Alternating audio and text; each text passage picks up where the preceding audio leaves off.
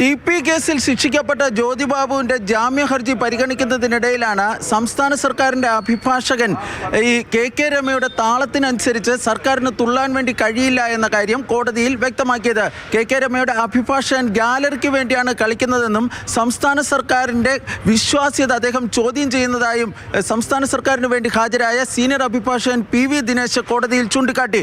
സംസ്ഥാന സർക്കാരും TP കേസിലെ കുറ്റവാളികളും തമ്മിൽ ഒത്തുകളിക്കുന്നു എന്ന KK രമയുടെ അഭിഭാഷകന്റെ പരാമർശമാണ് സർക്കാർ അഭിഭാഷകനെ പ്രകോപിതനാക്കിയത്. KK രമയുടെ അഭിഭാഷകന്റെ പരാമർശത്തെ ജ്യോതിബാബുവിന് വേണ്ടി ഹാജരായ അഭിഭാഷകരും കോടതിയിൽ എതിർത്തു. എന്നാൽ ഇന്ന് ജ്യോതിബാബുവിന്റെ ജാമ്യ ഹർജിയിൽ കോടതി തീരുമാനമെടുത്തില്ല.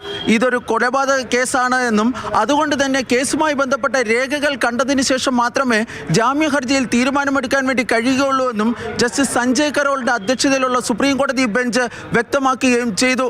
കേസിന്റെ രേഖകൾ ഹാജരാക്കാൻ നേരത്തെ വിചാരണ കോടതിയോട് സുപ്രീം കോടതി നിർദ്ദേശിച്ചിരുന്നു.